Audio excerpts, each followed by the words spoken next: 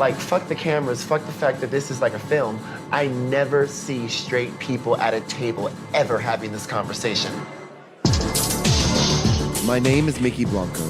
I'm a musician and performance artist. I'm in Johannesburg! I wanted to come to Johannesburg to see and meet the young creatives who are redefining what it is to be African, queer, and visible when all over the world queer voices are being silenced. Without us, there is no creativity. Without us, the world is very dull. Without us, there is no life. We give you life. We in it together, girl. I just landed in South Africa.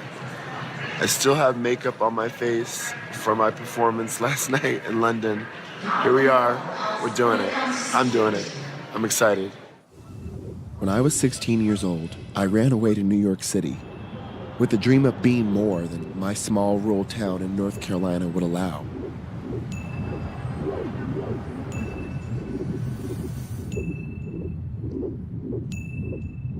We started being friends for like a couple of months, for like 10 months actually. And then we started dating like last year, December. Yeah, December, and we've been friends ever since. JK. Oh, friends, okay. Yeah. So it's hard to like show affection because you don't know how like people react in a like certain environment. But I mean, in some like places, it's like very comfortable to like hold, grab a hand here and there, or like give like a mini kiss before he leaves. So, yeah. Which is really hard because then some people still see it as unnatural because I don't even know what natural is to them. Yeah. It's because they have this entire Christian thing in their brain that they think it's wrong. So whenever they see two boys holding their hands, it's like, what are you doing? You know how Zulu men's masculinity is really fragile.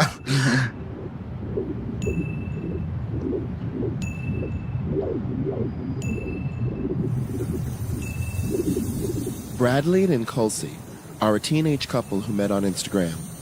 Bradley's a dancer, and Nkosi is a model and psychology student.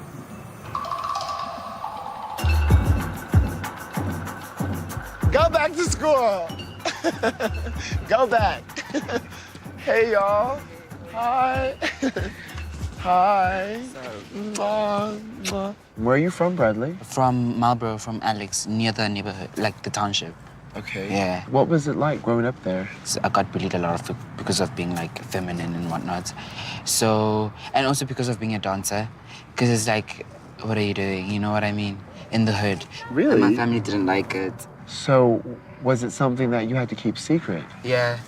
Like I would like run away from home and go do the dancing. So in the community that you were living in as a child, were there places that you remember seeing queer people or gay or lesbian or transgender people within the communities? Actually, we moved to this new place and my mom had this gay friend, but then she just thought it was a friend that was feminine as well, you know, because it's okay to them to be like feminine, but then once you start dating boys, it's like, what are you doing? You should stop. Really? No, stop it. It's okay if you're feminine, okay. but if you go the extra step.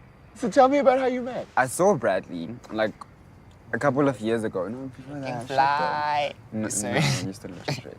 Anyway, so he walked past me and I'm like, okay, I know this boy. But he was still straight and I was like, sure. So you were in the closet. Are you in the closet now? No. Well, my parents don't like fully know about it. They just know about Nkuli and they think he's like my best friend.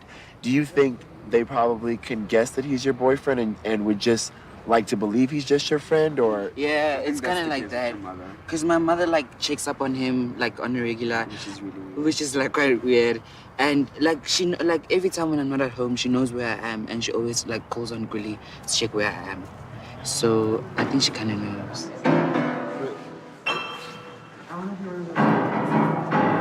Yes, exactly. I do.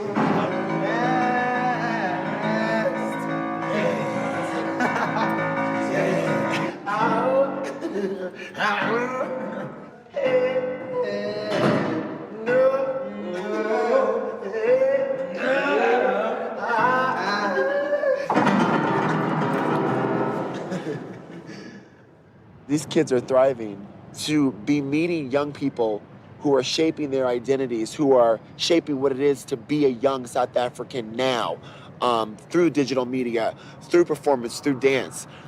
It's alive, you know what I mean? And you feel that hope and you feel that optimism.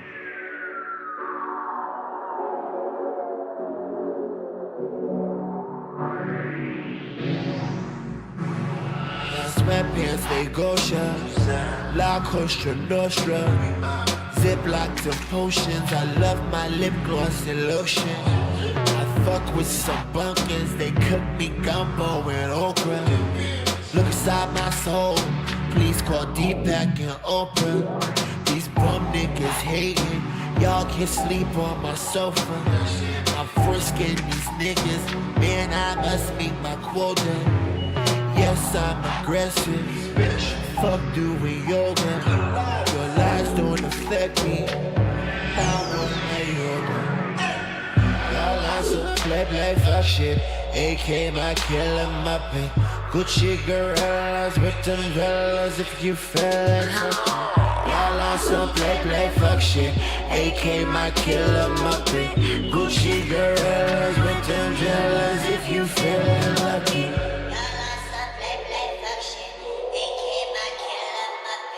Gucci gorillas with umbrellas if you feel like lucky.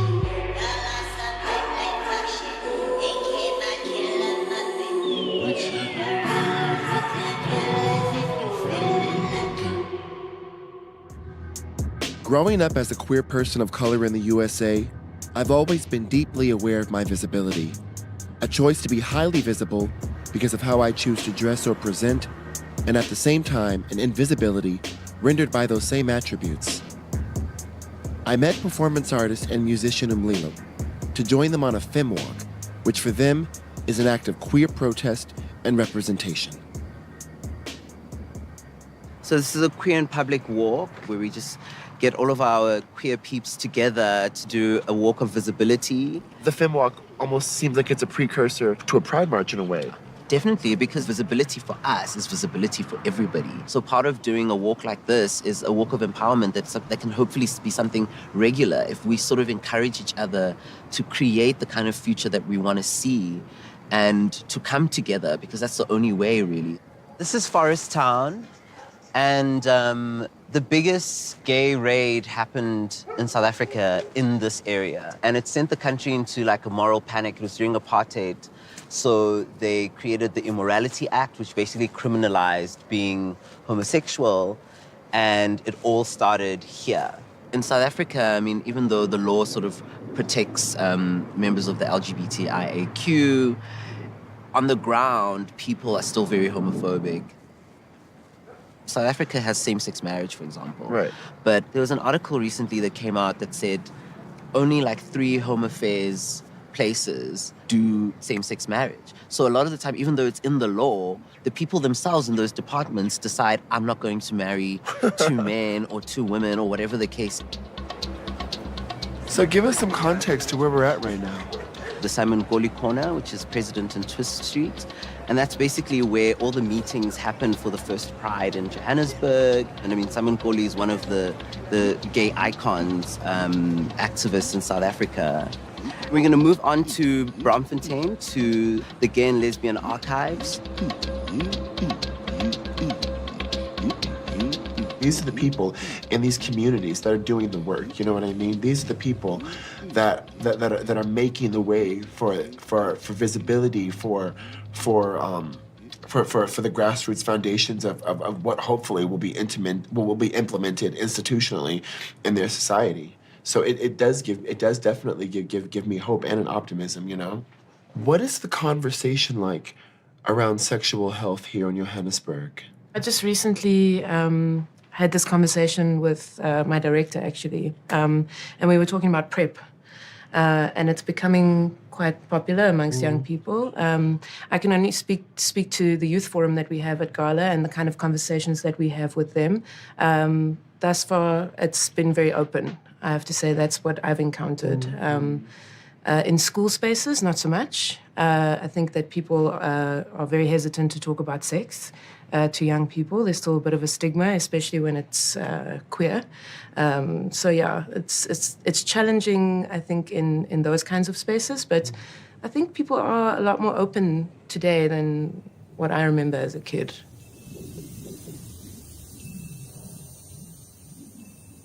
I guess the experience left me really emotional. Meeting with Genevieve and talking with Umlilo and and the femme walk, and not being able to walk down the street. Or I mean, these are things that I think queer people face all over the world. I think that the world oftentimes just kind of like glazes over queer issues in this way where it's like, okay, you get gay marriage, or, you know, it says you're protected in the Constitution, everything's all right. But everything, you know, society is not in many ways across the world gotten to this place where there's real total inclusion, you know, where the basic rights of queer people can be treated the same as others.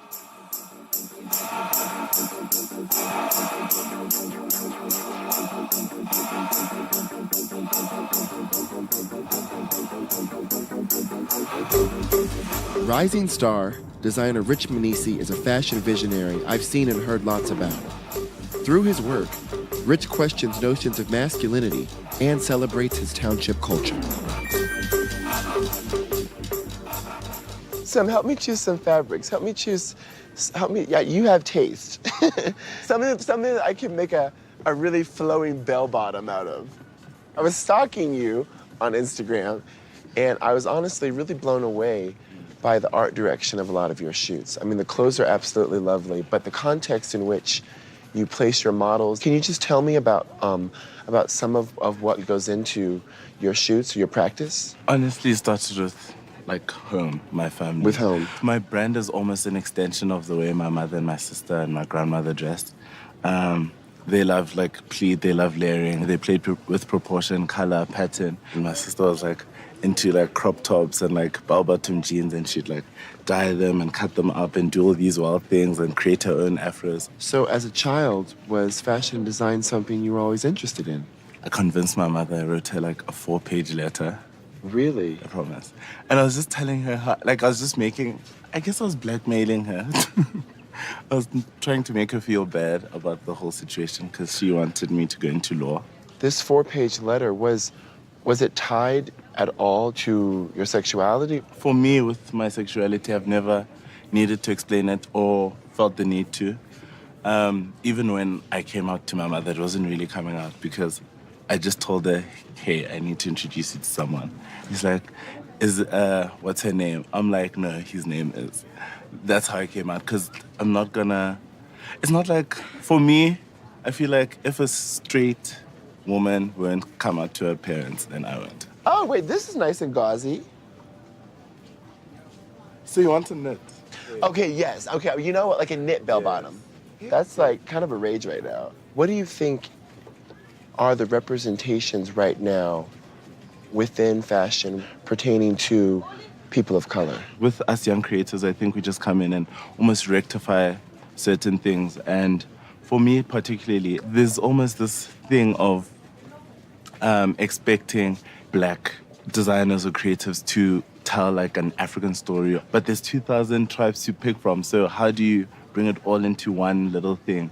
So I'm appreciating that like right now everyone is sticking to what they know and you know what they're exposed to and shining light to that to show the diversity within the continent.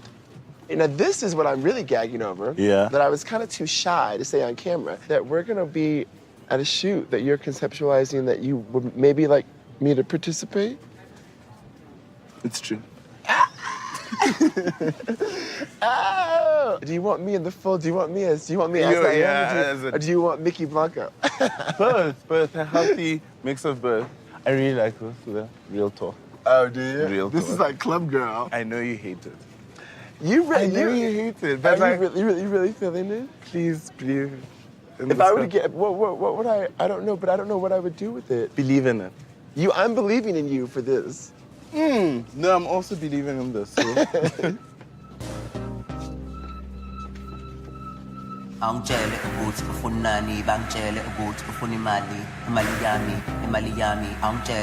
I've always been very public about my gender identity.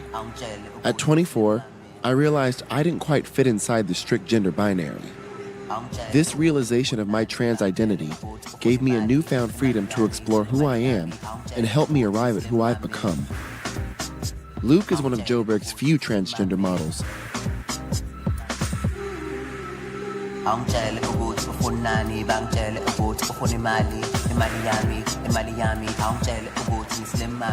Getting my hair down by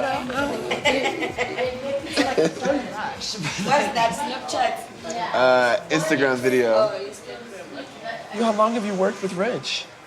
Rich was my first big shoot and his first lookbook. So like Really? we literally started working together like from the beginning. That's when I started like advocating and like being open about my gender and my identity. For about 2 years, I was trans-identified. I used she pronouns, and I was really planning on transitioning. It wasn't that I really wanted to transition. It's just that I needed to have experienced the freedom of fully being feminine. I think I've always known, although I had to come out twice, because I used to identify as a gay male, like, and they like already accepted that.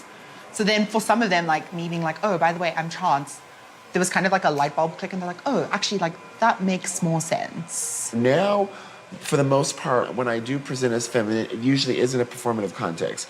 But I always tell people that that wasn't the beginning of a journey for me, you know? And even though I respect the tradition of drag, I didn't start out as a drag queen. Finally now, I think that people are starting to understand that there just isn't one trans narrative. And that's such an important thing for me, because like not all of us like have this like wake up and change thing. Like it's a process. My dad passed in January. It kind of like shifted things into perspective for me. Like life is so short and you don't have any time promised. So living your life to please other people probably isn't the healthiest thing to do. It's a big reason that like I kind of like just started the process of transitioning and being open about that. Because for me it was like, what happens when I'm my dad's age and I start wanting to change things but it's already too late? Then like, is that an authentic life lived? Is that a life of happiness? I wouldn't think so. I'm gonna be nosy now. Okay. Give me the gossip. Give me the inside scoop on how you feel it is to be trans and to date or you know, what's your experiences in love been like here in Johannesburg? You'd think it would be really difficult, right? Like being this like almost invisible like figure in public. But it actually hasn't been. Like one of my lines is that I'm like a well-endowed woman, which is like pretty loaded, right? I think that's absolutely fab. Yeah, it's been like pretty great. Like no complaints from my side. I think that's absolutely fab. Oh, I matched this hair pretty good. You did, yeah. And I really didn't pay enough. It looks really nice. And I really didn't pay enough attention, but I did match it well. And that's what you call skill. I've been in this game for years. After spending 2 days within the inner city of Joburg, I was more than thrilled to travel to Soweto Township, home to former South African president and world leader Nelson Mandela, and family home of fashion designer Rich Benisi. Rich requested that Mickey Blanco, my stage namesake, participate in his 2017 lookbook and fashion film. Hesitant at first, I graciously accepted Rich's offer. This is where my mother grew up. And most of my siblings, and me part-time. Growing up in a space like this, you know, that love is real. Because it's a 4-roomed house, you know what I mean? You have to love each other. If like 5 to 10 people live in that house, you know what I mean? There's nothing but love that will keep that house together. I'm actually wearing one of your pieces that you just gifted me. Right? And look, No, the back, you and look, the back's out. Hey. No, but come on. What is your visual language? Like very whimsical, but like serious. I like playing with those two elements all the time. The cuts are really nice, really tailored. I really enjoy watching the stitching and the clothing. You get that from your mother? Yeah, my mother's hectic. She sews all the buttons in these clothes and all of that. Shut up. My mother is actually like deep in this business. My family is so supportive. They all put in like their 2 cents and like contributed, and also just like the direction. There's so many suggestions. Everyone is like, okay, but don't you want to try this? Don't you want to shoot in front of my house? There's great support. And you're the magician, so. Yeah, but you know, great teamwork always, you know. I absolutely love it. Rich, I'm so flattered that you would even want me to be a part of this. I'm so flattered that you allowed us into your world. It really, like, you have it. You have it. Thank you. It. Sure. It. What's it? Describe it. What does it look like? Chutzpah. Wait.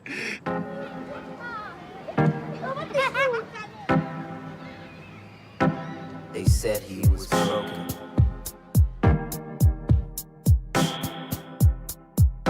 They said he was broken.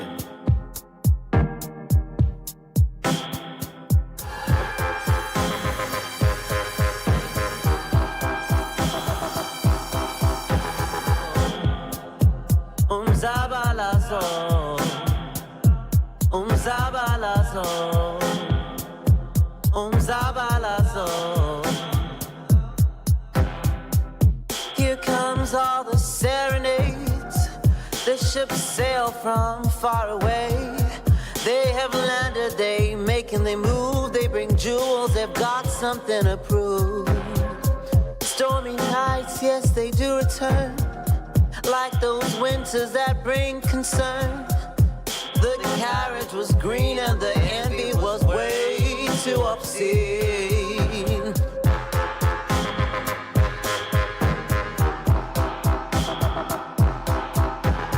Start a revolution.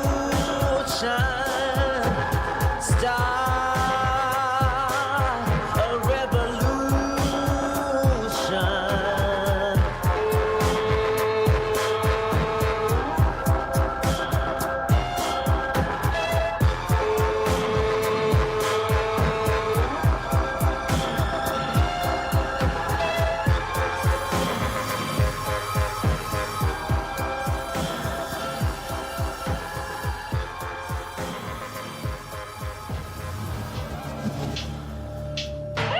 I'm interested in Joe Berg's relationship to fashion and identity politics. Glow is a transgender activist who uses her platform to discuss sex, gender, and healthcare. Do you want to say hi? Hi. I'm like, hi. This is kind of what I've been waiting for. Yeah. So we're gonna take you to one of my favorite spots. This is where I do my shoes. Honey, I can thrift like better than the best of them. Hey, look. Yeah, so we're gonna walk up here a little bit. Man, Glow, can you tell us where we're at right now? We're at Park Station, the Piles. It's called the Piles. Look down, get all of the finest stuff for a good price, honey. Oh, Glow. They got the Chanel tweeds. Oh, girl, these will look cute on you. Do you like tweeds? Not so much. Particularly I wouldn't say I die. That's a look. Fashion has definitely helped me paint a full-length picture of the woman I am. The fact that I shop at second-hand places is a political choice that I've made because I feel like why would I want to put my hard-earned money back to right where I'm not acknowledged? It's an act of resistance. It's an act of empowering myself. I'm looking for a 2 rand pile. I'm looking for a 2 rand pile. 2 rand pile. So tell me what you do on YouTube. My YouTube channel started as a way for me to expand the trans narrative in South Africa. I lived as a gay man before, and there's a thread that runs through both identities, having lived as both, and it's shame. There's a lot of shame.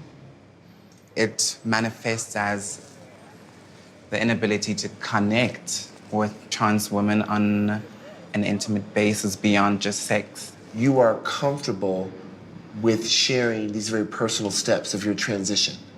Yeah, it's very interesting. Somebody asked me, and they were just like, "Oh my gosh, you were so vulnerable, and you opened up like that." I honestly congratulate you because I think that rendering yourself visible is a really, really, really powerful thing, and it's really triumphant.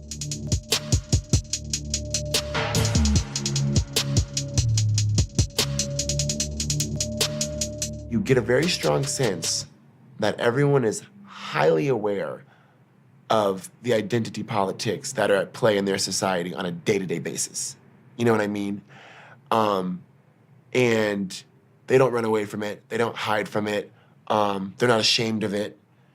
And I think that's really healthy.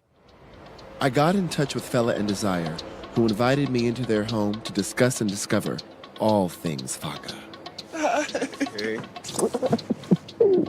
Oh my God. This is so cute, pants. This is really surreal for me just because before I was even approached for this film, I had known about your work for over a year now. I remember immediately trying to be like, okay, let me understand like the symbolism of this, or let me, you know what I mean? And then I was like, wait a minute, no, like let me just gag. Like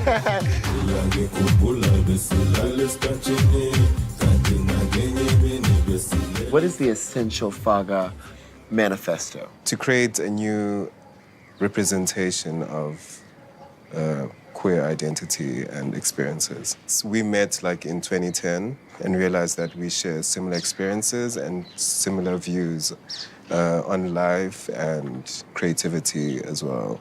I come from like a really small community. There weren't visibly queer people there. It was quite an alienating experience, and Desire is sort of the first queer friend that I had. Because I also come from like a very rural part of KZN, and as much as you feel physically safe, like navigating that space, like there's a part of you that's like very real, that's you know and you want to express, and that's never safe.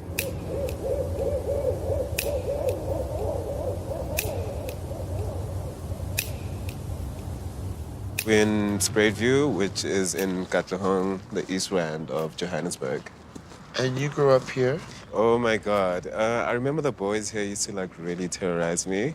And I used to fear like leaving the house. Where are they now? Because they throw like slurs. They throw like slurs at me. Stabane, which is basically faggots. Is there a tone of violence, or do people not mind enough to be violent? There's a lot of hate crimes that have happened here, and no one has been held accountable. What would you say to people who say, why are you just using your sexuality for attention? I mean, queer erasure is a terrible, terrible thing. Preach. Yeah, it's a terrible, terrible thing. And I think for as long as we're here, our queerness is like the reason why we are great. It's not just like a side thing, like, oh, they're an amazing artist, but they just happen to be queer. We are amazing because we are queer, and we want everyone to know that. So a lot of queer history has been robbed from us, and in a few years' time, like, even after we're gone, if you Google Faga, you'll know that Faga was a queer art collective, and that's important. Faga hosts a night. It's a new night. This is like the second time they've done it in Johannesburg, and we are getting ready at Fella's house for Cunty Power. If you don't know what that word means, it means cunt.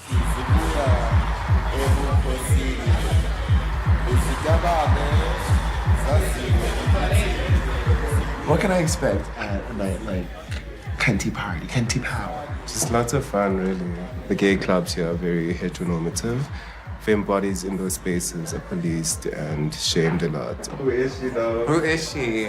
She cunty as fuck, though. Did she come with you, though? Something more inclusive, something that encompasses the full spectrum of like being queer and being black and being femme and being African. There's not many safe spaces. I don't know, like, I think it's nice to have a place where you feel like you don't necessarily have to worry about people coming at you sideways. What is the music gonna be like? Gom. It's black spiritual music. Iskupu is a drum, and gom is the sound that the drum makes. When you're in Durban, it's like all you hear, because like literally teenagers make their own sounds, give them to taxi drivers. Taxi drivers play them and circulate them, and they become hits. And people think like it's borrowed from like electronic, like European, like electronic music, like techno or whatever. But it's really like its own thing. I mean, I have my game face on. Yeah. I have on I always seem to end up in a tiara. So I'm important. I'm important. 17,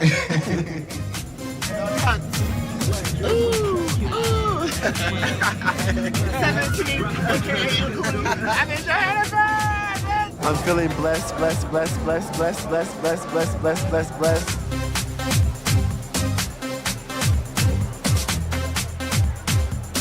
I'm here to have fun, but also to be in a very queer, inclusive space as well. We can enjoy each other's energy and connect with each other without having to think about each other as other. Tonight I'm here to turn the fuck up.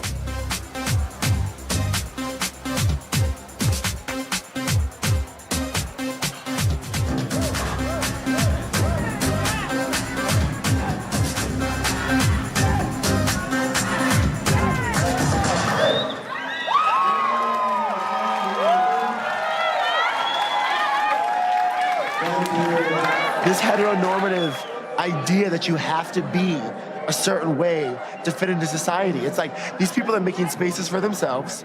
They're making queer spaces. They're making positive spaces. I'm mindful of how often queer narratives center around masculinity. I've always believed that misogyny is at the root of homo and transphobia. So it was important for me to meet with artist Laura Scully to discuss her work, female erasure, and women's rights in South Africa. Why do you think it's important, especially as a woman in South Africa, as a female artist, to vocalize trauma? It's not very beneficial for anyone to look after women here. I know that sounds weird, but it doesn't benefit anyone if women are being treated well. There's a lot of talk here, but there's not a lot of action. So it's like, for me, once in a while, I get so depressed and I get so messed up and I'm like, why am I painting pawpaws? Like, why am I painting a banana? It actually makes no difference. And so I think for me, it was always a weird thing about, am I gonna make fun art or am I gonna be an activist? And 2 years later, I realized I should probably just make art about what many women in this country is suffering through, which is just not ever being heard, not being listened to, not being able to just share. Because so many people were just fighting for the right to exist, that somehow and in some way, the rights of women, the voices of women were neglected. You know, a society's women have to be strong for a society to thrive. And I think the concept of masculinity post-apartheid is why we are in this position. There's just massive like disconnect in the minds of men here. Would you say that the ideals that were supposed to be manifested by a born-free generation, are they actually implemented in society? Or are people still kind of segregated in a way? Finally, I see, you know, colored kids and black kids coming together and like working together and producing work and content and things together, which was never the case. What has been your experience now as a woman of color working in Joburg? My work is a funny thing because I think it started as therapy for me at the beginning. But people mostly know me for being very seductive in my ambivalence. So I do a lot of like fruits and genitals and sex and relationship dynamics, especially. Recently, more identity politics of my own queer heritage.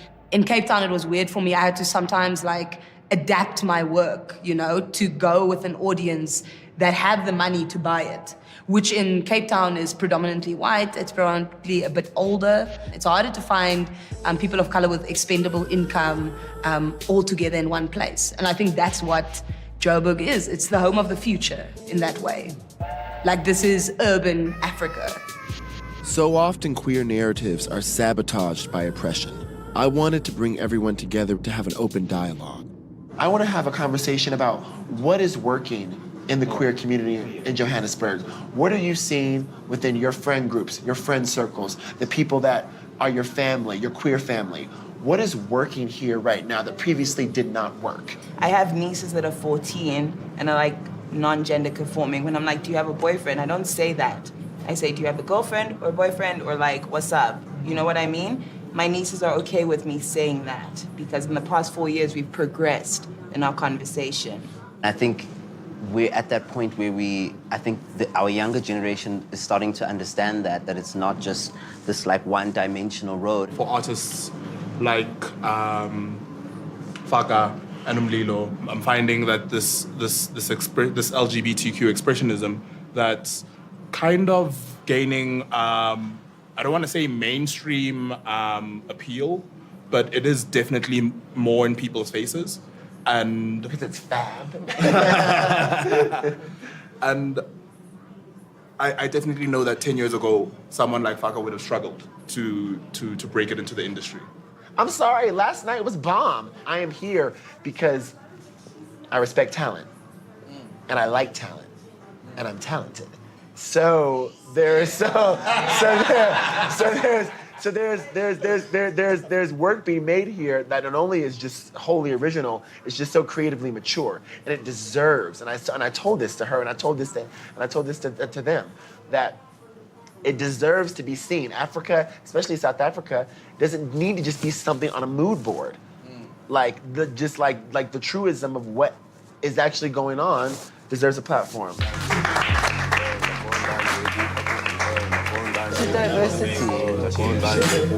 We're doing a show. I'm gonna perform, Mickey Blanco's gonna perform, and I'm gonna perform Pack It Up Queen. Umalila. I came all the way here, like, bitch is gonna perform. So Bitch better perform. bitch better have my rent.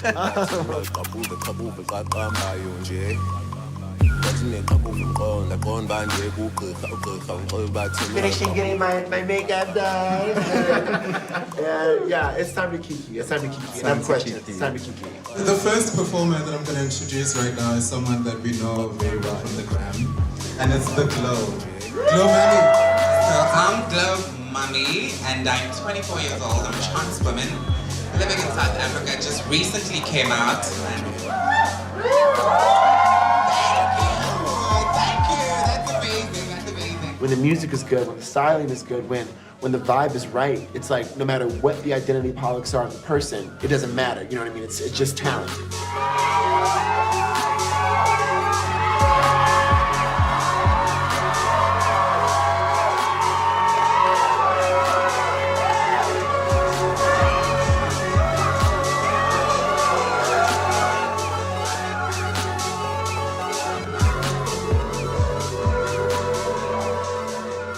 Trying to make sure they got that lighting in that playlist right.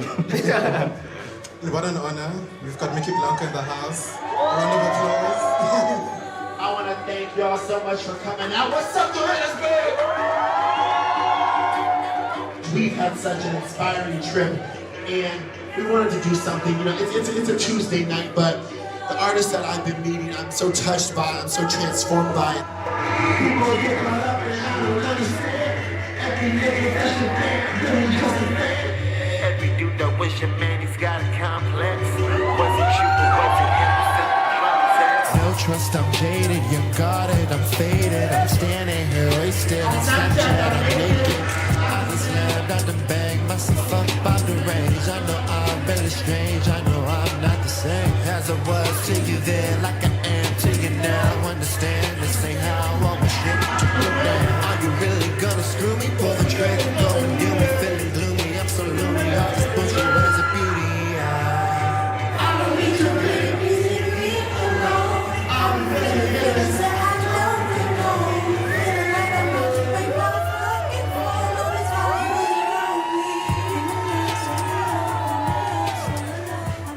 I know what it feels like to have people tell you or assume that you're not strong. I know what it's like to have people assume that you're not capable. I know what it's like to have people look at you as an HIV person and think that you're not worthy of excellence. But you are fucking worthy of excellence!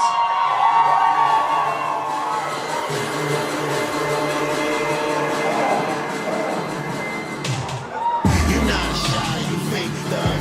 You know I'm poison like a sea, Johnny. That don't amuse me. All you little fishes trying to get the fish.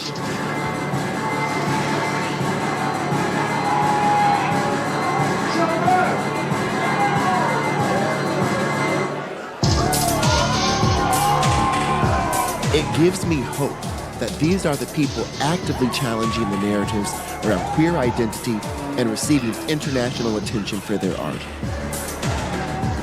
South Africa as a country and Africa as a continent have been colonized and commodified. But the creatives I met are refusing to be colonized by the Western gaze. These artists are living their lives and creating their own destinies, whether the rest of the world is watching or not. I'm here in this country as an outsider. I see you. I'm listening to you. And I hope I'm learning from you.